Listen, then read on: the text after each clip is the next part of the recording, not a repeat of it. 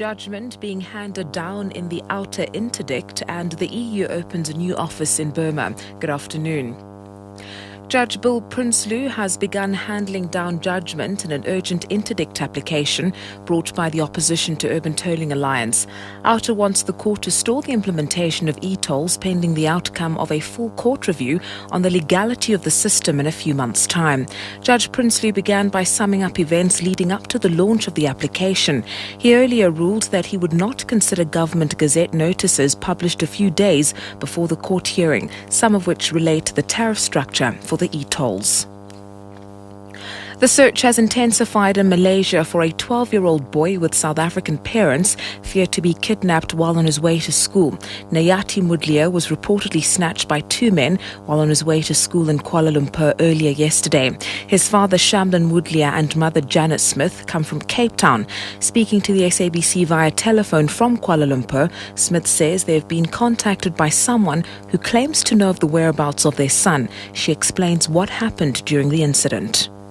My family and I have been living in Kuala Lumpur for the last 8 months.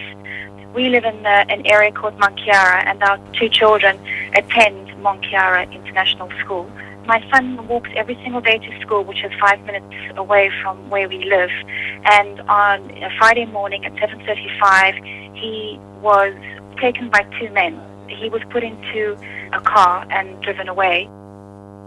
Over 20 people have died on the country's roads since the start of the long weekend. 11 people have been killed and 3 others are fighting for their lives following a taxi accident on the N3 near Harrismith in the Eastern Free State. It appears the minibus taxi and a light motor vehicle collided head-on. 5 occupants of the light motor vehicle and 6 of the taxi were killed on impact. Abongile Dumako reports. The high rate of fatal road accidents comes as a major concern to the Road Traffic Management Corporation. RTMC has appealed to motorists travelling this long weekend to be responsible. In another accident, 2 people were killed and a third was critically injured when the 2 light motor vehicles collided on the N4 near the Vadelmere Road bridge in Pretoria. Both vehicles were travelling on the same direction this morning when one slammed into the rear on the other, causing them to spin out of control. RTMC says drivers need to make sure they are fit to drive and their vehicles are roadworthy. Abongile Dumako, SABC News, Johannesburg. President Jacob Zuma is visiting the Eastern Cape this weekend. He's expected to attend a gala dinner at the East London International Convention Centre this evening, where he is to deliver a keynote address. Tomorrow, the president will travel to the rural areas of the Eastern Cape to officially launch and give support to agricultural projects as part of the Zero Hunger campaign.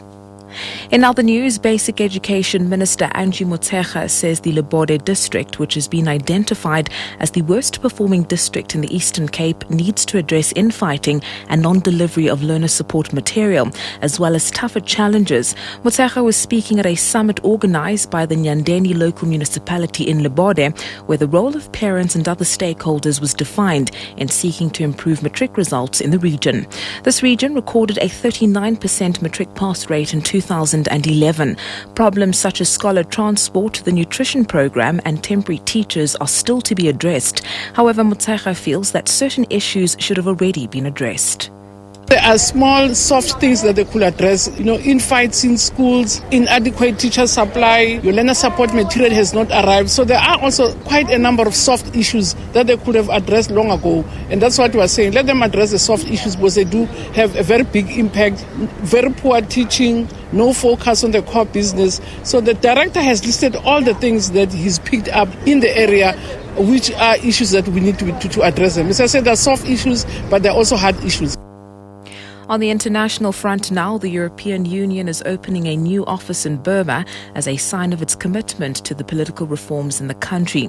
EU's Foreign Policy Chief Catherine Ashton, who is in the country, says the reforms must continue so that people can be confident about their future.